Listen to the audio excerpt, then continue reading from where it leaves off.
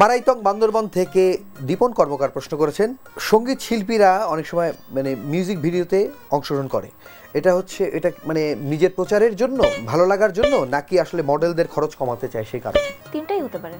আপনি এ পর্যন্ত কয়টা মিউজিক ভিডিওতে অংশগ্রহণ করেছেন? সবগুলোতে প্লেব্যাক ছাড়া। বড়াইগ্রাম নাটোর থেকে সালমা বেগম উনি প্রশ্ন করেছেন, আপনি দীর্ঘদিন ধরে গানের জগতে আছেন এবং আপনি অনেক জনপ্রিয়। আমিও টুকটাক গান করি, কিন্তু আমার গান আমার বাড়ির লোকই পছন্দ করে না, তো আমি এখন সারা দেশের মানুষকে কিভাবে গান শোনাবো? ফেসবুকের মাধ্যমে। উনি আরেকটু প্রশ্ন জুড়ে দিয়েছেন যে আপনার তো রংধনু ভালো লাগে, আপনার আর কি ভালো লাগে? আমার শীত খুব ভালো লাগে। সুন্দরগঞ্জ গাইবান্ধা থেকে রাজীব শর্মা উনি প্রশ্ন করেছেন, পুরস্কার দিয়ে শিল্পীর মূল্যায়ন করা কতটুকু যৌক্তিক? এ পর্যন্ত আপনি কতগুলো পুরস্কার পেয়েছেন এবং জাতীয় পুরস্কার পেতে কি কি মানে করা প্রয়োজন, আপনি কতটুকু পিছিয়ে?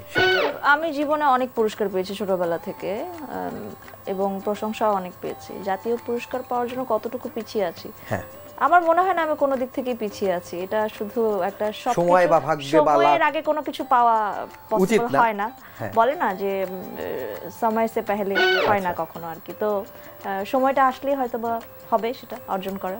তাহিরপুর সুনামগঞ্জ থেকে কামাল উদ্দিন সর্দার উনি প্রশ্ন করেছেন, আপনার সমসাময়িক অনেকেই নিয়মিত গান রিলিজ করছে একটার পর একটা, তো আপনি এক্ষেত্রে অনেকটা পিছিয়ে, অনেকদিন পর পর আপনাকে পাওয়া যায়, এর কারণ কি? একটার পর একটা গান বের করে কি হবে? আমি যে গানগুলো বের করেছি সেটাও বা তার মধ্যেই মানে মানুষের কাছে পৌঁছচ্ছে দুই থেকে তিনটা গান। হ্যাঁ, আমার একটা প্রথমে বন্ধু তোমায় মনে পড়ে গানটা মানুষের প্রশংসা পেল অনেক বেশি, তারপর তোমার হিয়ারও মাঝারে, তারপর নিঝুম এক রাতে। সময় তো লেগে গেছে। তো আমি ভালো ভালো কাজগুলো করি, একটার পর একটা গান করার চেয়ে আমার মনে হয় কিছু বেছে বেছে গান করা ভালো। আচ্ছা, উনি একটু জুড়ে দিয়েছেন যে আপনি তো দেখতেও মাশাআল্লাহ, গায়িকা থেকে নায়িকা হওয়ার ইচ্ছা আছে নাকি? নায়িকা হওয়ার অফার আমি অনেকবারই পেয়েছি, কিন্তু আমার মনে হয়েছে যে গানটাকে সবচেয়ে বেশি প্রায়োরিটি তো আমি সবসময় গানকেই দেই। আর গানের মাধ্যমে যতটুকু মানুষের ভালোবাসা পাওয়া যায়, আমার মনে হয় না সেটা আর কোনো কিছুর মাধ্যমে পাওয়া যায়।